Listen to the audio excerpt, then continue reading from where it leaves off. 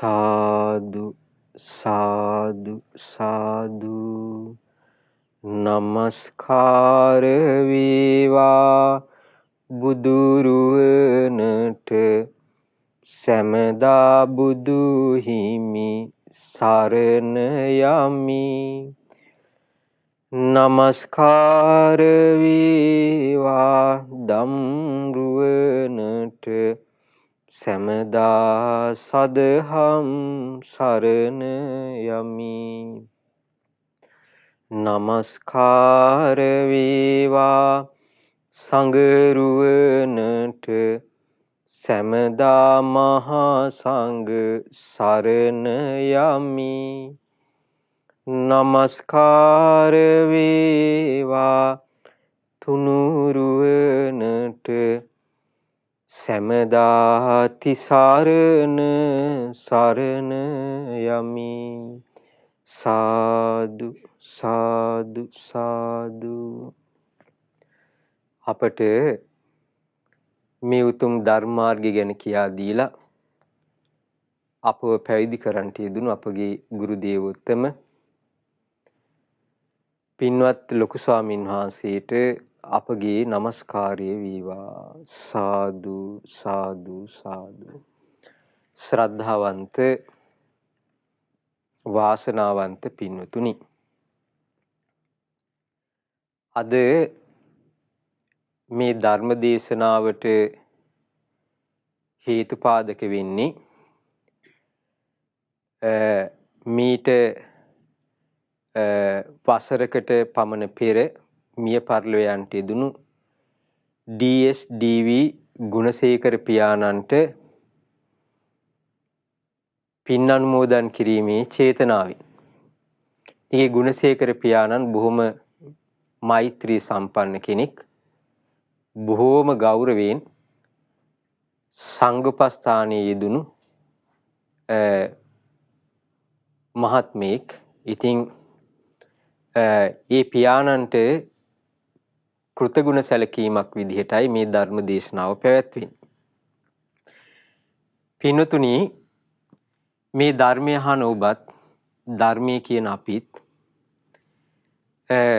බුදුරජාණන් වහන්සේ ගැන සිත පහදවගෙන, ඒ බුදුරජාණන් වහන්සේ වදාළ ධර්මයේ ගැන හිත පහදවගෙන, ඒ සංඝ රත්නය ගැන හිත පහදවගෙන මේ දහමක හැසිරෙන්නේ කවදා හෝ දිනක අපිටත් ඒ ලෞතුරු සාන්තිය සාක්ෂාත් කරගන්න ලැබේවා කියන පැතුම හිත ඇතුලේ තියාගෙන. නමුත් ඒ පැතුම අපේ ජීවිතයට ලං කරගන්න නම් අපි සීලය දියුණු කරන්න ඕනි. සමාධිය දියුණු කරන්න ඕනි. ප්‍රඥාව දියුණු කරගන්න ඕනි. නමුත් අපිට පේන දෙයක් තමයි, ගෙවල් දොරවල් වල වාසය කරන ඔබ විවිධ කටයුතුත් එක්ක ඉද්දි, දුවා දරුවෝ රැකී ආරක්ෂා තවත් විවිධාකාර වූ නොයෙක් කටයුතු වලත් එක්ක ඉද්දි මේ දහමක හැසිරෙන්න කාල වේලාවක් සමහර වෙලාවට ඔබට නොලැබෙනවා ඇති. සමහර අය ඉන්නවා මේ වගේම පරිසරයක් තියෙනවා. ඒ කියන්නේ යාළගේ ජීවිතවලත් ගොඩාක් වැඩ කටයුතු, කාර්යබහුලකම් තියෙනවා. හැබැයි මේ පරිසරය තුලම ඒගොල්ලෝ තමන්ගේ ධම්මග දියුණු කරගන්නට ලස්සන වැඩපිළිවෙලක් මගක් හදාගත්ත මිනිස්සුත් ඉන්නවා. එහෙනම් මේ ඇයි අපි වගේම වැඩ තියෙන තවත් කෙනෙක් ඒ වැඩ රාජකාරි මැද්දෙම තමන්ගේ ධම්මග දියුණු කරගන්නට වැඩපිළිවෙලක් හදාගෙන. අපිටත් ඒ වගේම වැඩ කටයුතු තියෙනවා.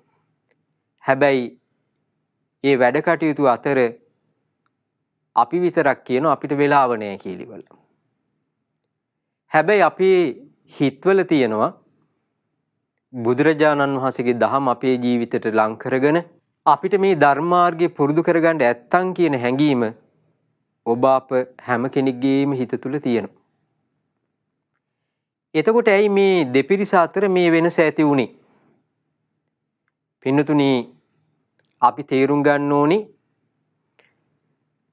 සෑයක් ගාවට ගිහිල්ලා බෝධියක් ගාවට ගිහිල්ලා මල් පහන් තියලා බෝධීන් වහන්සේ 7 වටක් ප්‍රදක්ෂිනා කරලා පැම් පාත්‍රේ මහා ගෞරවයෙන් බෝධීන් වහන්සේට පූජා කරලා මල් පහන් හඳුන් කූරු තියලා තෙරුවන් ගුණ හිතලා පිරිත් කිව්වා කියලා ඉවර වෙලා අපේ හිතේ රාගෙ නැති වෙන්නේ නැහැ. අපේ හිතේ තියෙන ද්වේෂය නැති වෙන්නේ නැහැ. අපේ හිතේ තියෙන මෝහය නැති වෙන්නේත් නැහැ. දෙවියෙකුට කිව්වායි කියලා අපේ හිතේ රාග ද්වේෂ මොහ නැති කරගන්නත් බෑ. එහෙමනම් අපි තේරුම් ගන්න ඕනේ අපේ හිතේ තියෙන රාගය දුරු වෙන්නේ රාගය නැති කරන වැඩපිළිවෙලෙන් කියලා. අපේ හිතක තියෙන ද්වේෂය නැති කරගන්න පුළුවන් වෙන්නේ ද්වේෂය නැති කරන වැඩපිළිවෙලක් තියෙනවා. ආන්නේ වැඩපිළිවෙල.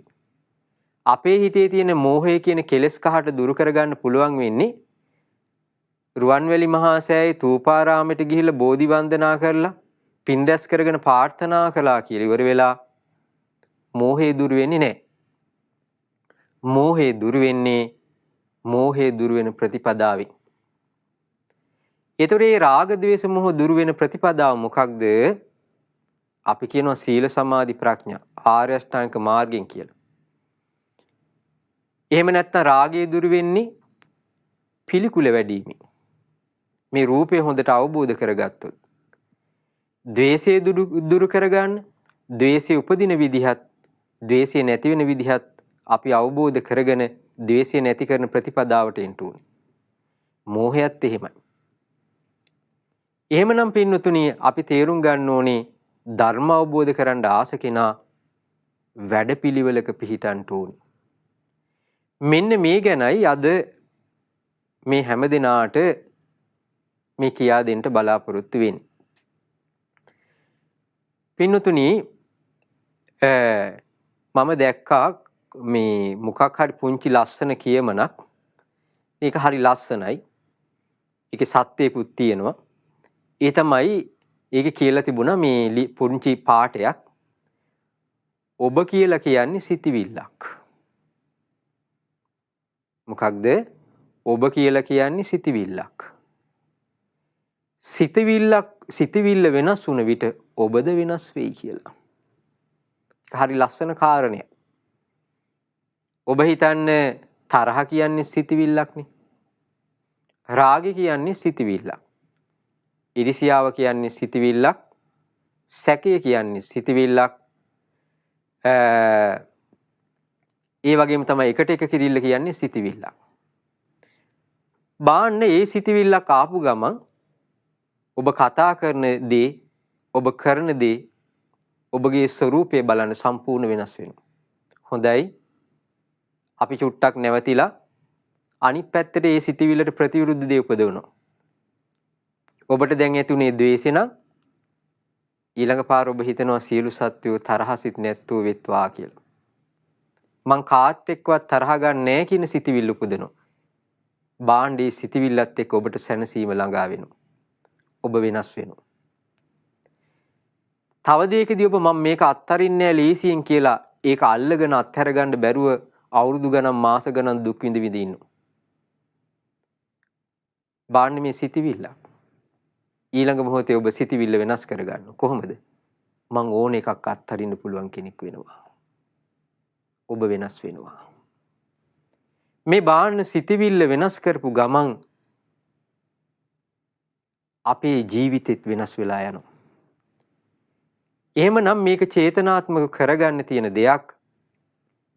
නුවණින් කරගත යුතු දෙයක්. පින්නතුනි අපි විවිධ කටයුතු වල යෙදුනා වුණාට සංසාරේ ඔබටයි මටයි ඔක්කොටම යන්න වෙනවා.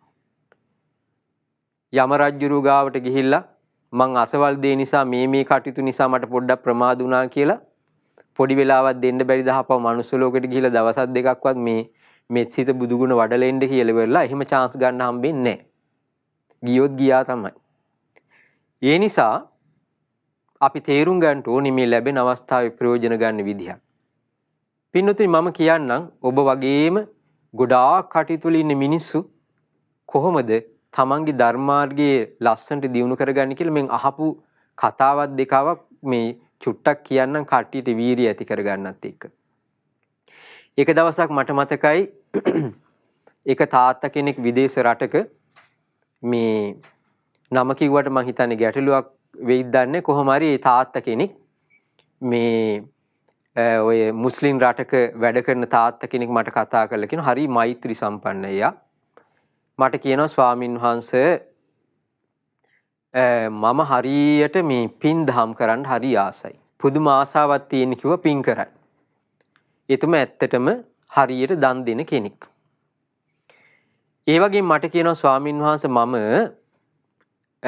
උදේ නැගිටිද්දි ඒ නැගිටිච්ච මොහොතේ ඉඳන්ම මං හැම වෙලේම කැසිකිලි වැසිකිලියට ගියා වේව මං හොඳ සිහියෙන් ඉන්නවා.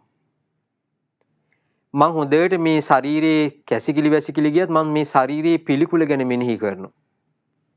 ඒ වගේම ආහාර ටික ගද්දි මම මේ ආහාරයේ පිළිබඳ ප්‍රත්‍යවේක්ෂාව ඇති කරගන්න මං ආහාර ගන්න මේ හිඳයි කියලා.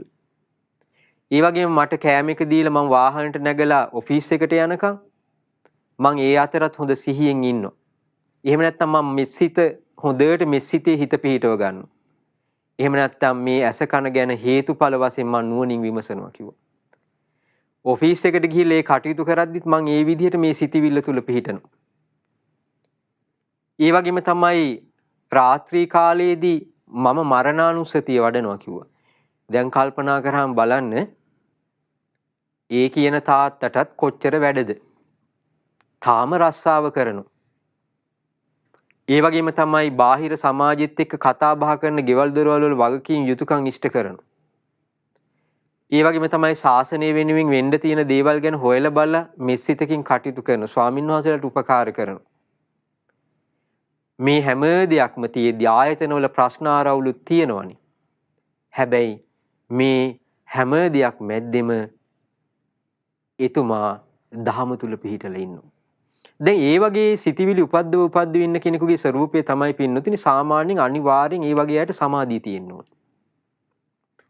ඒ වගේ කුසල් හිත නිතර පවත්වන කෙනෙකුට ධ්‍යාන අපි කියමුකෝ ධ්‍යානම මට්ටම නැති වෙන්න පුළුවන්. ධ්‍යාන වලට පහළ යම් සමාධි මට්ටමක් ඒගොල්ලන්ට අනිවාර්යෙන් තියෙනවා. ඒතකොට බාන්න එයාගේ ජීවිතේ ගොඩාක් කලබලකාරී කියලාවත් එයාට හිතෙන්නේ. ඇයි අර හැම කටයුත්තක් මැද්දෙම අර කටයුතු වලට වඩා එයාගේ හිත හැම වෙලෙම යහපතේ පිහිටලා තියෙන. අර වැඩ කටයුතු වලින් එන වෙහෙසවත් එයාට දැනෙන්නේ. මේ බලන්න අපි වගේම බොහෝ රාජකාරී කටයුතු වල යෙදෙන මිනිස්සු ලස්සනට දහමක හැසිරෙන විදිය බලන්න. ඒ ඇයි අපිට බැරි වෙලා එතුමන්ට පුළුවන් උනේ ඇයි? ඒ වගේම තමයි තව එක පුතෙක් මට මතකයි. එයත් ගොඩාක් කටයුතු කරනවා. මට මතක මේ ෂෙඩ් එක බවුසර් තියෙනවා. මේ කටයුතු ගොඩක් කරනවා. කොහොම හරි මේ පුතත් සුවපත් වෙත්වා කියන සිතිවිල්ලෙන් පටන් අරගෙන හොඳට චිත්ත සමාධියක් හදාගත්තා.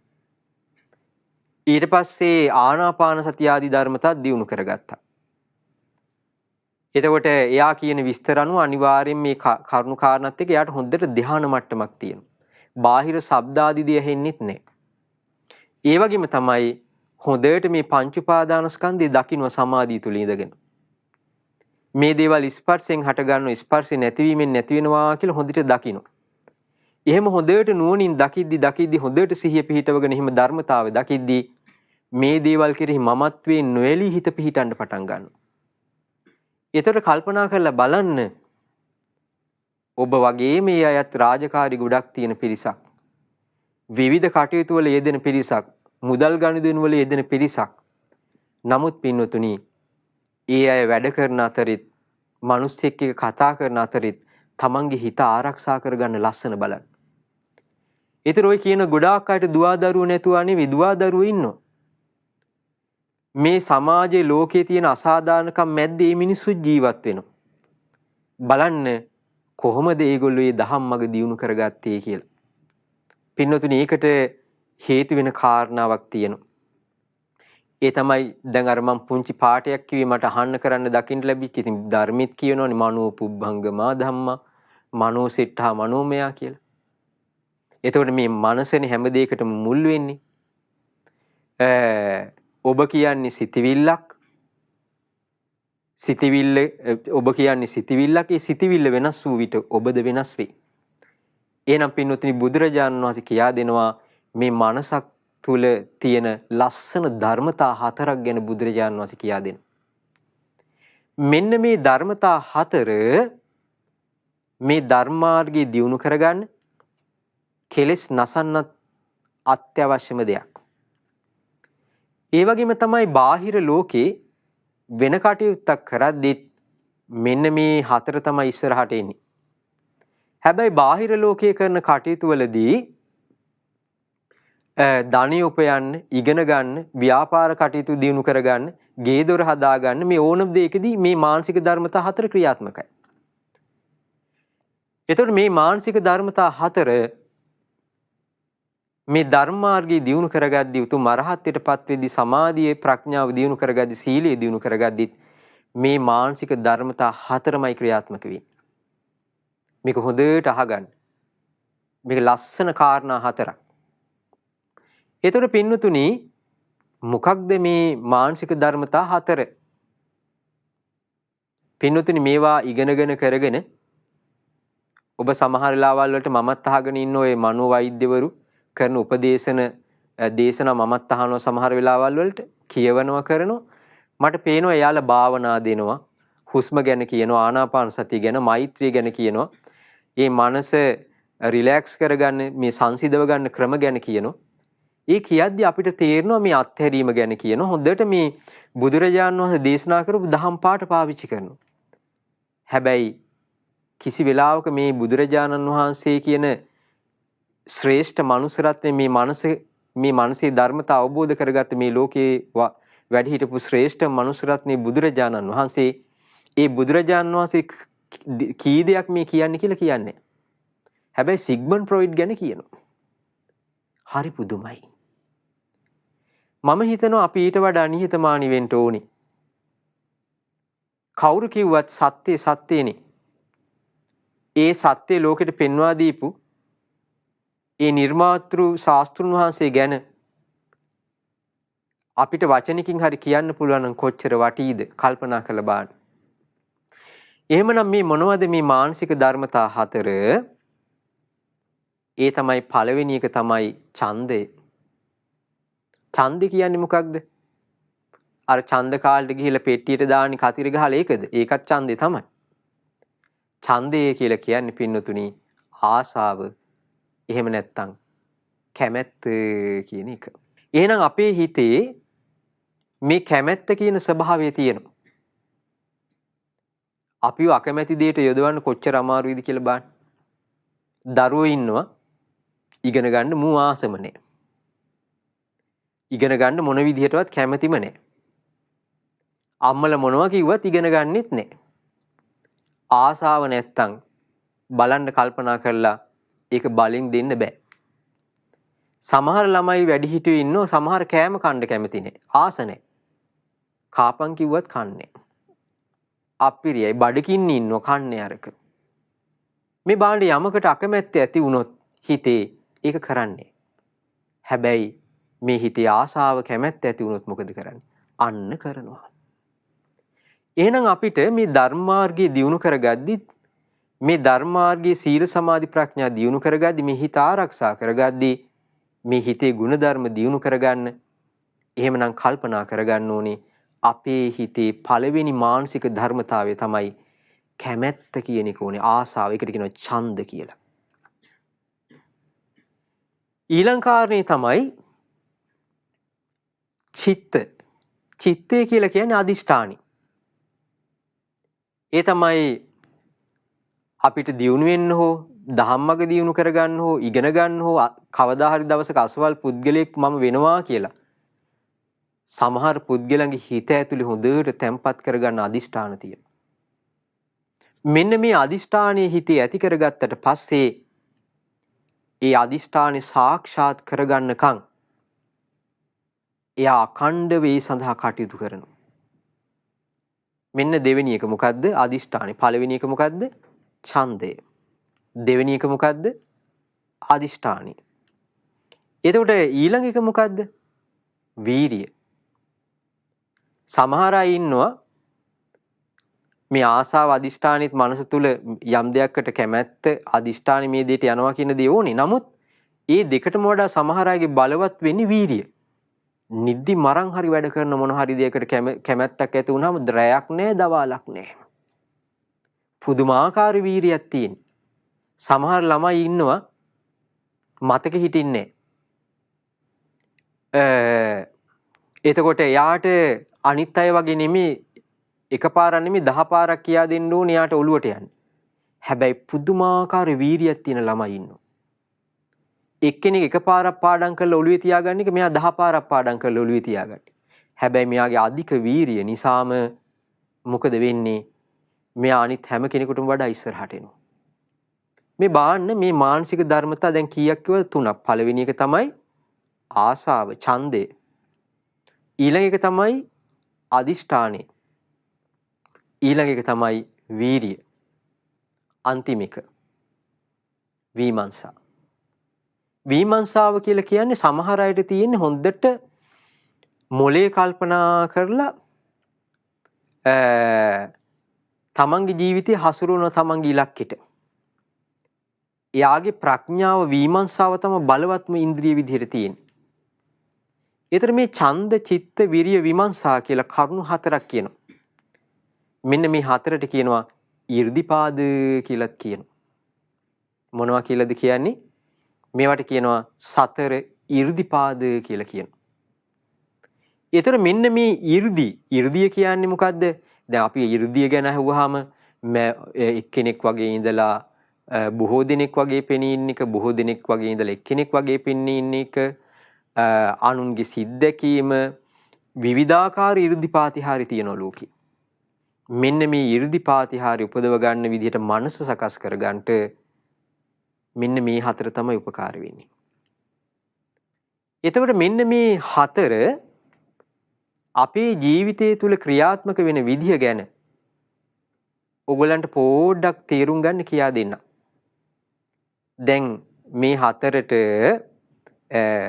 අපි කියනවා මෙහෙම. දැන් පළවෙනි 이르දිපාදේ ඡන්ද, සමාධි, පධාන, සංඛාර, සමන්නාගතං ඉද්ධිපාදං භාවේති. දැන් ඒක ටිකක් නිකන් අමාරු වෙන්න පුළුවන් කට්ටියට.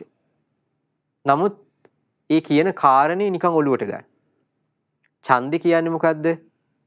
ආසාව. ඡන්ද සමාධි කිව්වේ මොකද්ද?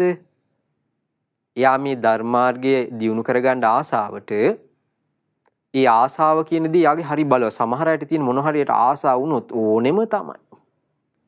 ඕනෙම තමයි. ඉතින් ගොඩාක් වෙලාවල් වලට ඕන් නැති දේවල් වලට තමයි වැඩිපුර ආසාව. ප්‍රශ්නමයි හදාගන්න. ප්‍රශ්න නැති කරගන්නනේ ආසාව ඇති කරගන්න ඕනේ. දැන් ඔන්න මේ ධර්මාර්ගයේ හැසෙන කෙනෙකුට ආසාවක් තියෙනවා මේ ධර්මාර්ගය දියුණු කරගන්න. සමාධියක් කියන එක හදාගන්න. එතකොට මෙයාගේ ආසාව මුල් කරගෙන මොකද කරන්නේ? මෙයා හිත, කය, වචනේ හසුරුවනවා මේ ධර්මාර්ගය දියුණු කරගන්න. ඊතර මේ බලවත් කැමැත්ත මුල් කරගෙන එයා ගන්නේ මහන්සියේ වෙහෙස ආදී ධර්මතාත් එක්ක එයාට සමාධියක් උපදිනවා නම් ඒකට කියනවා ඡන්ද සමාධිය කියලා. ඊතර ප්‍රධාන සංඛාර කියන්නේ මොකක්ද? දැන් එයාට හරි ආසයි ලස්සන හිතක් හදාගන්න. පුදුම කැමැත්තක් තියෙන. ඒක හිත පැතුලේ තම්පත් වෙච්ච ආසාවක් තියෙන. දැන් මේ ආසාවත් එක්ක එයා මොකද කරන්නේ? එයා කරන වැඩේ මේ එයාගේ උපන් අකුසල් තියෙනවා. ඒ උපන් අකුසල් දුරු කරගන්නට එයා වෙහෙසෙනවා. සිහිය පිහිටව එයාගේ හිතේ සමහරට පොඩි කාලේ ඉඳන් ඉරිසියාව තිබුණා වෙන්න පුළුවන්, තරහ යන ගති තිබුණා වෙන්න පුළුවන්. එතකොට බොණ්ඩ හුරු වෙච්ච කෙනෙක් වෙන්න පුළුවන්. බොරු කියනවා වෙන්න පුළුවන්, ටස් ගාදි මොන හරි කියපු ගමන්. ඊට පස්සේ මාළු අල්ලපු කෙනෙක් වෙන්න පුළුවන්. මේ වගේ වැඩ කරපු කෙනෙක්. එතකොට එයාගේ තිබුණා ඒ වගේ උපන් අකුසල් ජීවිතේ පුරාවට. දැන් මෙයා මොකද කරන්නේ? උපන් අකුසල් දුරු කර ගැනීම පිණිස කටයුතු කරනවා. නූපන් අකුසල් නීපද වීම පිණිස. අපි අනන්තරීය පාප කර්ම කරලා නැත්තම් එතකොට තව තව විවිධාකාර අකුසල් අපේ ජීවිතේ ඉපදිච්ච නැති ඒවා තියෙන්න පුළුවන්. ඒවා නීපද වීම පිණිසත් එයා කටයුතු කරන හොඳ සිහියෙන් ඉඳගෙන. මේවා හිතකනේ උපදින්න පුළුවන්. ඒතර මෙන්න මේ විදිහට අකුසලයේ දුරු කරගන්න ගමන් එයා තව වැඩක් කරනවා. මොකක්ද? නූපන් කුසල් උපදව ගන්න වෙහෙසෙනවා. නූපන් කුසල් මොනවද? ධ්‍යාන උපදවගෙන නැත්තම් තාම හොඳට අටසිල් අරගෙන නැත්තම් උපසම්පදා සීල ආදී දේවල් රැකලා නැත්තම් එනම් මහාන වෙන්න වෙනවා ඒවට. එතකොට මේ සිල්පද ටික හොඳට රැකගන්න. ඒ උපදවගෙන නැත්තම් සමාදන් වෙලා නැත්නම් ඒව සමාදන් වෙලා ආරක්ෂා කරන්න. ධ්‍යාන ආදී ධර්මතා උපදවගෙන නැත්තම් චිත්ත ඒකාග්‍රතාවයක් ලැබෙලා නැත්නම් ඒ චිත්ත ඒකාග්‍රතාවයක් ලබා ගන්න නූපන් කුසල්. සෝතාපන්න සකදාගාමි භවයේ අවබෝධයක් මේ පංච පාදානස්කන්ධයේ පිළිබඳ අවබෝධයක් Taman ලැබලා නැත්නම් ආයතන ගැන අවබෝධයක් ලැබලා නැත්නම් ඇස කන නාහි දිවකය මනස අවබෝධ කරලා නැත්නම් අන්නේව අවබෝධ කර ගැනීම කියන කුසලයේ උපදව ගන්න වෙහෙසෙනවා. නූපන් කුසල්. ඊතර උපන් කුසල් තියෙන චූටි කාලින හරි හොඳයි. තරහ යන්නේ. ගැහුවත් ගහන්නේ කාටවත්. දෙමාපියන්ටවත් කිසි විටක සැරපරුස වෙලා නැහැ. මෙයා එකට එක කරන්නේ ඕන දෙයක් මෙයා අත්හැරලා දානවා. පොඩි කාලේ ඉඳන් තිබුණ හරි හොඳ ගතිගුණ තියෙන්න පුළුවන්. මේ උපන් කුසල් තියෙනවා ඒව ආරක්ෂා කරගෙන ඒව තව තවත් දියුණු කරගන්න සත්පුරුෂ ගුණ ධර්ම මෙයා වෙහෙසෙනවා. මේවට තමයි ප්‍රධාන සංඛාර කියලා කියන්නේ. එතකොට මෙන්න මේ විදිහට එයාර ලස්සන හිතක් ධර්මාර්ගය දියුණු කරගන්න බලවත් ආසාව මුල් කරගෙන මොකද කරන්නේ? එයා බණ භාවනා කරලා යම් සමාධියක් උපදව ගන්නවද ඒ ආසාව මුල් කරගෙන කියන ඡන්ද සමාධිය කියලා කියනවා. එතකොට එයා අකුසල් යටපත් කරලා කුසලයේ තමන්ගේ හිත තුල උපද්දව තමයි මේ විදිහට කටයුතු කළ මේ විදිහට සමාධියක් හදාගත්තේ. ඒකට කියන ඡන්ද සමාධි පධාන සංඛාර සමන්නාගතං ඉද්ධිපාදං භාවේති කියලා. එතකොට ඊළඟ එක තමයි චිත්ත සමාධි පධාන සංඛාර. චිත්ත කියලා කියන්නේ අදිෂ්ඨානෙටයි. එතකොට දැන් අර විදිහටම මේ ටිකත් ගලපලා තේරුම් ගන්න ඕනි කාල වේලාවත් එක්ක. එතකොට චිත්ත කියන්නේ අදිෂ්ඨානෙ. මං කවදා හරි මැරෙන්න මොහොතක් තියලා හරි මේ හිතේ එකඟකම කියන්නේ මොකක්ද කියලා අත්විඳිනවාමයි. මෛත්‍රියෙන් මං චිත්ත සමාධියක් උපදව ගන්නවා. බුදුරජාන් වහන්සේ වදාළ චතුරාර්ය සත්‍ය ධර්මයේ මං කවදා හරි අවබෝධ කරගන්න ඕනේ. ඒවා මේ පත්තරවල ලියලිය හැමෝටම වටපිටාවේ කියව යන ඒවා නෙමෙයි. ඒක හිත ඇතුලේ තියාගන්න ඕනේ අදිෂ්ඨාන. ඕවා කියවන්න ගියාම අර ඒ හිතේ හදාගන්න ශක්තිය දුර්වල වෙනවා. එතකොට මෙයාගේ බලවත් අදිෂ්ඨානෙ මුල් කරගෙන මෙයා වීරිය කරනවා. වැඩ කටයුතු අර කටයුතු මේ කටයුතු මැද්දේ එයා භාවනාත් කරනවා. ඒ අදිෂ්ඨානෙ මුල් කරගෙන බලවත් අදිෂ්ඨානෙ හිතේ තියාගෙන සමහර අය ඉන්නවා මං අවුරුදු 5ක් ඇතුළත මම වෙහෙසෙනවා මේ හිත එකඟ කරගන්න. සමාධියක් උපදව ගන්න. කියලා සමහර අය ඊට අනුරූප ප්‍රතිපත්තිය යෙදෙනවා වෙහෙස වෙලා. ඒතර කල්පනා කරලා බාණ්ඩ එයාගේ අදිෂ්ඨානෙ බලවත් ඒ අදිෂ්ඨානෙ මත කවදා හෝ දවසක එයා ඒ විදිහට සමාධියක් උපදව ගන්නවා. චිත්ත සමාධිය කිව්වේ ඒකයි. පධාන සංඛාර කියලා කිව්වේ අර විදිහටම අකුසලයේ දුරු කරලා කුසලයේම නිරන්තරයෙන් හිතේ උපදව ගන්න වෙහෙසෙනවා. එතකොට ඒ බවින් යුක්තව 이르දිපාදය කියලා කියන්නේ 이르දි කියලා කියන්නේ විවිධාකාර 이르දි. පාද කියන්නේ ඒක ලබා ගන්නට මුල් වෙන ප්‍රතිපත්තිය කියන එකයි. ඒතර බාන්න මේ ඡන්දය ගැන කිව්වා චිත්තය ගැන. දැන් මම මේක තේරුම් ගන්න ඕගලන්ට හිමින් තව කරුණු ටිකක් කියන්න. ඊළඟ එක තමයි වීරිය. දැන් සමහරගේ ආසාවක් නෙමෙයි. අදිෂ්ඨානෙත් නෙමෙයි බලවත්. පුදුම වීරියක් තියෙනවා. පුදුම වීරියක් තියෙන. මේ වීරියට අනුරූපව සමහර අයගේ ඇඟක් තියෙනවා. කෙට්ටුවට කෙට්ටුයි.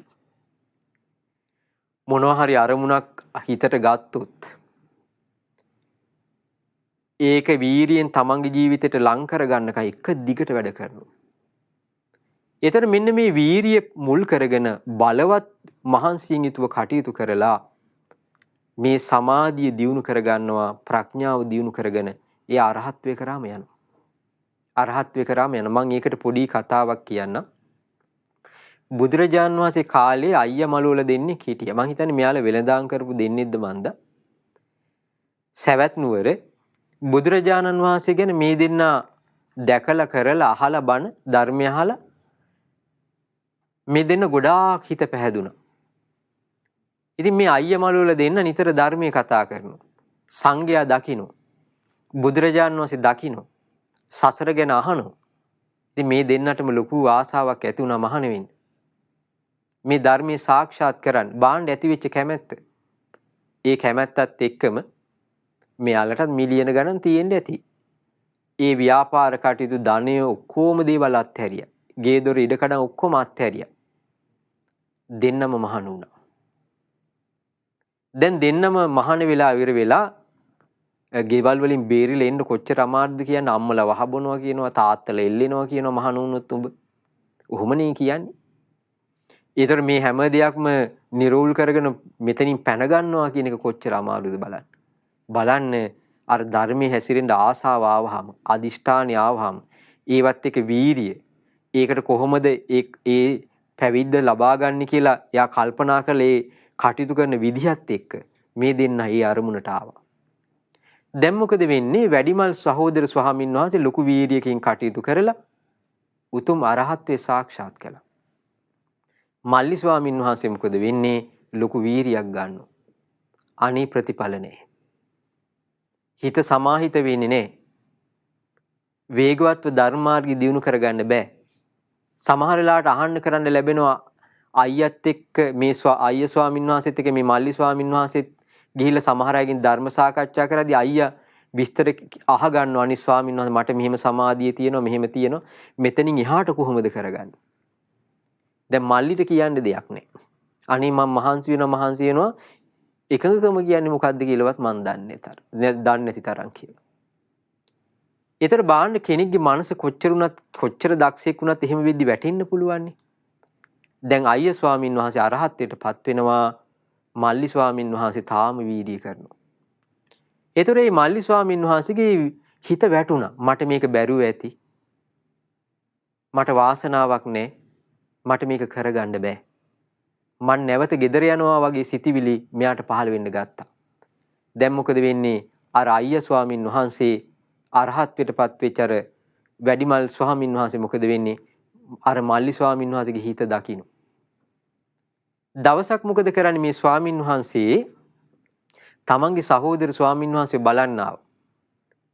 බලන්න ඇවිල්ලා පොඩ්ඩක් කතා බහ කරලා අපි පොඩ්ඩක් එළියට යන්කෝ කියලා කිව්වා. දැන් මොකද වෙන්නේ? මේ සහෝදර ස්වාමීන් වහන්සේලා දෙනම එළියට බහැලා දැන් වැඩියා. වැඩලා පාරක් අයිනේ හොඳ ලොකු විශාල ගහක් තිබුණා.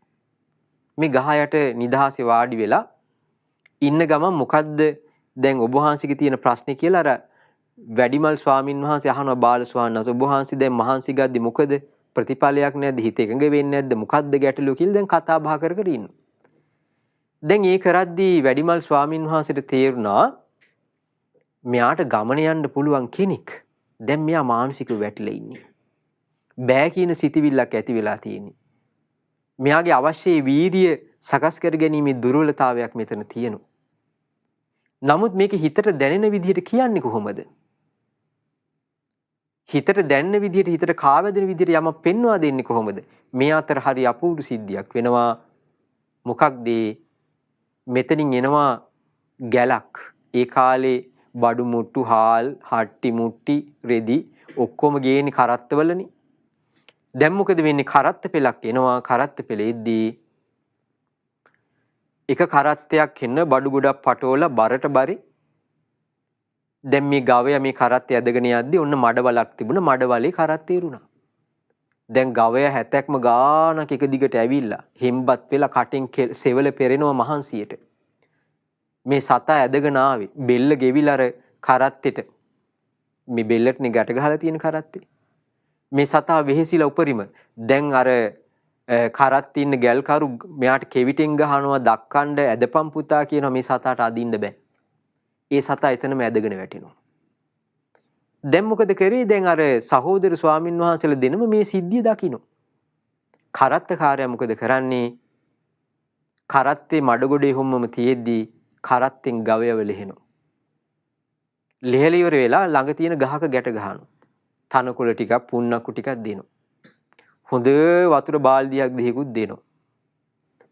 ඒ සතාට හොඳ විවේකයක් දෙනවා. පැය භාගයක් විතර ඔළුවත් පොඩ්ඩක් අත ගාලා ඌ ටිකක් කෑම ටිකක් කාලා වතුර ටිකක් බිව්වහම අහපව මුලින් හිටියා වගේ තමයි.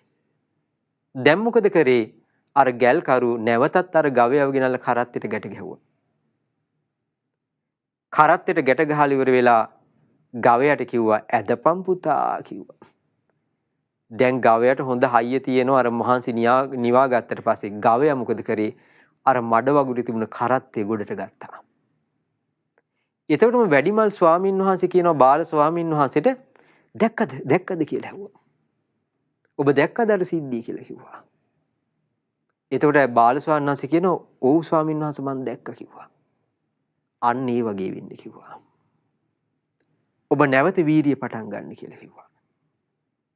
ඒතර බාණ්ඩාර අදින්න බෑ කියලා වෙහිසිලා හිටපු මනස වෙනස් කරගෙන ටිකක් ඒ හිත නිවාගෙන කරගෙන නැවත වීරිය උපදවගෙන අර ගවයා කරත්තේ ඇද්දනම් මඩගොඩේ.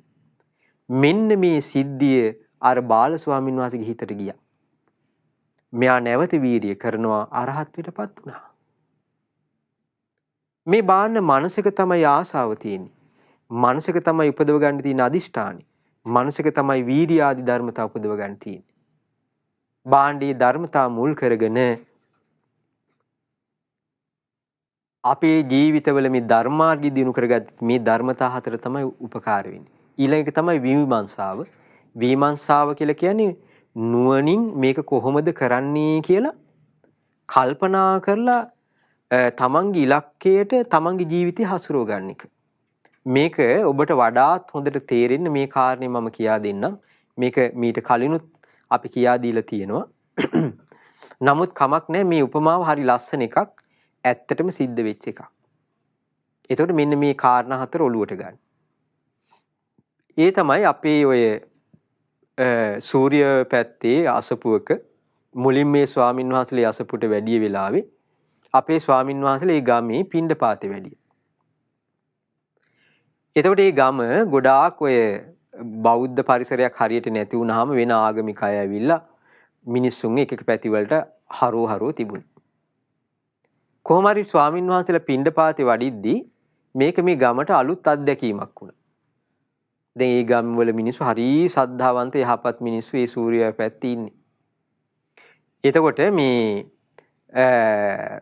මේ හාමුදුරුව පිණ්ඩපාතේ වඩිද්දී විශාල ඉඩම් තියෙන එක ගෙදරකට පිණ්ඩපාතේ වඩිද්දී එක තරුණියක් දරුවෙක් වඩාගෙන ඉන්න තරුණියක් දැක්ක තමන්ගේ ගෙදරට ආගන්තුක කෙනෙක් වඩිනවා. හාමුදුරු කෙනෙක් දෙවුර පුරවලා පාත්‍රයකුත් අතේ තියාගෙන පිණ්ඩපාතේ වඩිනවා. ජීවිතේ පළවෙනි පාට වෙන්න ඇති මේ තරුණිය දැක්කේ. ඒ පාර මොකද කළේ මේ තරුණිය මේ ස්වාමින් වහන්සේට දානි පූජා කරන්න හිතාගෙන බබාව වඩාගෙන මෙහෙම බබාව වඩාගෙන එක අතකට පීරිසි එක අතකට හැන්ද අරගෙන බතුත් එක්ක ස්වාමින් වහන්සේට බෙදන්න ගියා. පොඩි එකා හාමුදුරන්ව දැක්ක විතරයි කෑ ගහලා බෙරිහන් දීලා අම්මයි කොණ්ඩෙන් ඇදලා එක දෙක කළා. අර බත් එක බෙදද්දී බත් එකෙන් හැන්දින් බෙදද්දී පාත්‍රයට කොටසක් පාත්‍රයට වැටෙනවා. අනිත් කොටස බිමයි සිවුරේ හැමතැනම. දැන් මේ අම්මට හරි ආසයි ලස්සන්ට හිත පිහිටවගෙන දානි දෙන්න. නමුත් කරගන්න බෑ. දැන් බාන්න ආසාව මේ අම්මට තියෙනවා. දැන් පළවෙනි දවසේ අසාර්ථකයි මේ අම්මට අර හිත සැනසෙන විදිහට දානි දී ගන්න බැරුව ගියා. ඔන්න මේ හාමුදුරුවෝ දෙවෙනි දවසෙත් පිණ්ඩපාතේ වඩින ගම මේ ගෙදරට වඩිනවා. මේ අම්මා බාන්න මේ අම්මගේ ආසාව තියෙන ලස්සනට පින උපදව ගන්න. දැන් ඊළඟ දවසේ මොකද කරන්නේ? දෙවෙනි දවසේ මේ අම්මා මොකද කරේ? දෙවෙනි දවසේ අර ඔගොල්ලෝ දැකලා ඇති බබාලා ඉන්න ගෙවල් වල උළුවස්සේ මෙහිම රීප්පපටි කීපයක් ගහනවා බබාට එළියට එන්න බැරි වෙයි. ඒ විදිහට සාලෙ මැද්දෙන් බබාව තියලා මේ අම්මා එක එකට බත් හේකුයි තව එකකට වෑංජනේකුයි අරගෙන හැන්දකුත් අරගෙන ගියා අර හාමුදුරුවෝ වඩිද්දි වැට ගාවට දානි බෙදන්න. එදා දානි බෙදන්න යද්දි පොඩි එකා ගේ ඇතුළේ ඉඳගෙන එක දෙක නෙමෙයි 3 4 කළා. කෑ ගහනවා බෙරිහන් දෙනවා උඩ පයින්නවා මර ලතෝනි දෙනවා. අර අම්මට හිත පිහිටව ගන්න බෑ මේ බබා කෑ ගහයිලට බබාට කරදරයක්ද. එදත් දානි ටික වෑංජන ටික අර හාමුදුරන්ට හිතේ සතුටක් ඇති වෙන විදිහට පූජා කරගන්න බැරුව ගියා. සුපටිපන්නෝ භගවතු ශාවක සංඝෝ කියලා ගුණ සිහිපත් කරගන්න බැරුව ගියා. ඔබටත් පින්කම් කරන්න ගිහිල්ලා ඔහොම වෙලා නැද්ද? වෙලා ඇති. වෙලා ඇති. සමහර වෙලාවට දරුවා නෙමෙයි මහත්තයා. හරහට ඉන්නේ. එහෙම නැත්තම් වෙන කවුරු හරි. පින කරන්න හිටියේ වෙන විදිහකට ඒකට මැදින් පැන්න එකෙක් පින කෑවා. එහෙම වෙන්නත් පුළුවන්. ඒතකොට අපි හැම දෙයකදීම හිත ආරක්ෂා කරගන්න ඕනේ. ඔන්න මේ දෙවෙනි දවසෙත් ඔන්න හරි මේ සාර්ථකුනේ නේ. දැන් මේ අම්මට හොඳට දානි පූජා කළ හිත පිහිටවගෙන ලස්සන පිනක් රැස් කරගන්න ඌමනාව තියෙන. දැන් ආසාව තියෙනවා. අදිෂ්ඨානි තාම මේ අම්මගේ අදිෂ්ඨානිය අත්හැරියේ නෑ. වීරිය දැන් දවස් 2යි. දැන් මේ අම්මා එක එක විදිහට කල්පනා කරලා දෙවෙනි දවසේ දරුවව සාලේ තියලා උළුවස්සේ රීප මේවා කරලා දරුවට එන්න බැරි වෙන්නේ ඇතුලේ තියලා ඉවරලා දාන දෙන්න හරි ගියේ නෑ. තුන්වෙනි දවසේ. තුන්වෙනි දවසේත් අර හාමුදුරේදී මේ අම්මා අපූර්ව උපක්‍රමයක් පාවිච්චි කළා. ගේට්ටුව ගාව පැදුරක් දැම්මා. කොට්ට 4ක් තිබ්බා. බබාව එතනින් තිබ්බා. සූපුව කටේ ගැහුවා. සෙල්ලම් බඩු ටික රටේ තියෙන ඔක්කොම එයාගේ අතට හැමතැනට මේ පොඩි එක්කෙනාගේ අතට දුන්නා. දැන් පොඩි එකාට කෑ ගහන්න බෑ සූපුව කටේ. නේද? එහෙම කළා. ලස්සන බංකුවක් තියලා බත් එක වෑංජන වෙන වෙනම තිබ්බා. හැඳි වෙන වෙනම ඒවයි තිබ්බා. මහත්යට බැන්නේ නෑ මේකට පොඩ්ඩක් ඉන්න බැරිද මේ දානේ බෙදනකම් මේ දරුවෝ අරගෙන. මහත්යට බයින්න ගියේ නෑ. නැන්දම්ම මාමණ්ඩියට සාප කරන්න ගියේ නෑ. පොඩි එකාට සාප කරන්නේ නෑ මේකින්ද තමයි මේ දානි චුට්ටක්වත් බෙදා ගන්න බැරි කියලා පොඩි එකාට දොස් කියන්නේ නෑ. දැක්කනේ හිත රැකගත්ත ලස්සන මුලින්. දැන් අර ස්වාමින් වහන්සේ පිණ්ඩපාතේ වඩිද්දී බබා ඉන්නවා කටේ සූපුව තියාගෙන පොඩි එකාට කෑ ගහන්න බෑ. සෙල්ලම් බඩු ටික අතේ. කොට්ට ටික තියලා ලස්සනට අම්මත් ළඟ ඉන්න පොඩි එකා කෑ ගහන්නෙත් නෑ. බාණ්ඩ උපාය. විමර්ශාව කිව්වේ ඒකට. විමර්ශාව කියන්නේ කුසලයේ කොහොමද උපදවගන්නේ අකුසලයේ දුරු කළේ ප්‍රශ්න ආරවුල් ලියාගෙන කියලා හොඳට නුවණ කල්පනා කළා සීලේ සමාධි ප්‍රඥාව දියුණු කරන එකට. දැන් මේ අම්මා මොකද කරේ? බත් එක බෙදුවා, වෑංජන ටික බෙදුවා, හාමුදුරන්ට දන ගහලා පසඟ පීඨවල මනාකොට වන්දනා කළා. කල්ලිවල බබාව අතට ගත්තා. ඊට පස්සේ අර ස්වාමීන් වහන්සේ වඩිද්දි සුපටිපන්නෝ භගවතු ශාවක සංඝෝ කියලා සංඝ ගුණ සිහිපත් කරගත්තා. මේ අම්මා අන්තිම දවසේ තමන් බලාපොරොත්තු වෙච්ච විදිහට ලස්සනට පින උපදව ගත්තා. එහෙනම් පින්නතුනි මේ ඡන්ද චිත්ත විරිය විමර්ශා දැන් බාන මේ අම්මට ආසාව තිබුණා. වීරිය අන්න වීරියක් තිබුණා. අදිෂ්ඨානෙ තිබුණා. විමර්ශා හොඳට කල්පනා කළ කටයුතු ටික කළේ. දවස් 3ක් වීරිය අරගෙන කළේ. පින්නතුනි ආන්න එහෙමනම් මතක තියාගන්න මේ හිතේ තෘෂ්ණාව දුරු කරගන්න කෙලෙස් දුරු කරගන්න මෙන්න මේ 4 ඕනේ. අපි ගෙයක් දොරක් හදාගද්දිත් මේ 4 ඕනේ. ලස්සනට ගේ හදාගන්න. ඒ කරනවාමයි මම මේ දේ මොන ක්‍රමෙන් හරි සීට්ටු දාලා හරි අදිෂ්ඨානෙ වීරිය ඒක කොහොමද කරන්නේ වියපැහැදන් අඩු කරගෙන ක්‍රමානුකූලව කටයුතු කරගන්නේ කොහොමද? විමර්ශාව. මෙන්න මේ 4 ඕනේ සීලය සමාධිය ප්‍රඥාව දියුණු කරගන්න. පින්නතුනි ලෝකේ ව්‍යාපාරිකයේ දියුණු වෙලා තියෙනවා නම් ඒ පිටිපස්සේ මේ 4 තියෙනවා. මේ ලෝකෙට හොඳ දක්ෂ මනෝ වෛද්‍යවරයෙක් බිහි වෙලා ඉන්නවා නම් කවදා හරි මම මෙතෙන්ට එනවා කියන අදිෂ්ඨානය යාගේ හිතේ තියෙන්න ඇති, ආසාව තියෙන්න ඇති, වීරිය තියෙන්න ඇති. ඒ සඳහා කටයුතු කළ යුතු ආකාර ආර්ථික අපහසුකම් මගහැරවගෙන ඉගෙන ගන්න කාලවල වල ඉලක්කයට යන්න විමර්ශාව තියෙන්න ඇති. මේ 4 මුල් වුණා. එහෙනම් පින්නතුනි අපි ඉගෙන ගන්න අදක්ෂ දරුවෙක් ඉන්න පුළුවන්. ඒ දරුවා වුණත් ඒ ඉලක්කේ කරා ගෙන යන්න හසුරවන්න පුළුවන් මේ කාරණා 4 පාදක කරගෙන. මම මේ කාරණේ කියලා අවසන් කරන්න. ඒ තමයි මේ එක ළමෙක් මේ ළමයා මේ මොන විදිහටවත් ඉගෙන ගන්න. අම්මා කියනවා අනේ හාමුදුරුවෝ මෙයාට ඇහෙන්න මම පොත් කියවනවා. ඒක අහගෙන ඉන්නෙත් නෑනේ මේ ළමයා කිව්වා. දවසක් මාගාවට ඇවිල්ලා කිව්වා මේ ළමයා හරි අහිංසක හොඳ ළමෙක්. මං ඇහුවා මේ ළමයා වැඩියෙන්ම ආස මොනවටද කියලා. කිව්වා බල්ලන්ට ආසයි කිව්වා. මං දවසක් එන්නේ කියලා කිව්වා මේ මං ඔයාට මේ තාත්තට කියලා හොඳ බල්ලෙක් අරන් දෙන්න ඔයා කැමතිම බලු වර්ගය මොකද්ද කිව්වා. ජර්මන් ෂෙෆර්ඩ් කිව්වා. මං කිව්වා හරි වැඩි. හැබැයි ඔහේ දැන් පාඩම් කරන්නත් බෑ ඉගෙන ගන්නත් බෑ අකුරුත් බෑනේ. එහෙනම් මං පොඩි චැලෙන්ජ් එකක් දෙනවා. එතකොට තාත්තා බල්ලා අරන් දෙයි. අම්මයි තාත්තයි තියලා පොරොන්දු කළේ. හා කිව්වා. මං කිව්වා දැන් ඔහේ පන්ති 30 විතරනේ. 15යි 10යි විතර ආවොත් ඔහෙට හම්බෙන්නේ බලු දන් වැල කිව්වා. කැමතිද කිව්වා. හා කිව්වා. 10යි 5යි අතර ගානකට ආවොත් බලු කූඩුව හම්බ වෙනවා. තාත්තා අරන් දෙයි කිව්වා. හාද කිව්වා. හා කිව්වා. ඊට පස්සේ 5යි 1යි අතරට ආවොත් උහෙට බල්ලව හම්බ වෙනවා. කැමතිද කිව්වා. මහන්සි වෙලා පොඩි පැය භාගයක් පැයක් වැඩ කරන්න කිව්වා. කැමතියි කිව්වා. කොහොමවත් ඉගෙන ගන්න අකමැති මිනිස්සයා දැන් මං ඇහුවාම කියනවා දැන් නම් ටිකක් පොතපත බලනවායි කියලා. ඒතකොට බලන්න ඉගෙන ගන්න අකමැත්ත තිබුණ හින්දා එයා ඉගෙන ගත්තේ නැත්තේ. හැබැයි අර වාහන නැවතිච්ච වාහන තවත් වාහනයකින් ගැට ගහලා ඇදයි යනවා වගේ එයා ආස කරන දෙයක් මං ගැට ගහලා දුන්නා. ඒ පාර මොකද වෙන්නේ අර නැවතිලා තිබුණ වාහනේත් ඇදගෙන යනවා වගේ දැන් මෙයා ඉස්සරහට යනවා. ඒ නිසා මතක තියාගන්න මේ කාරණා හතර වැදගත්. මෙන්න මේ කාරණේත් මතක තියාගන්න.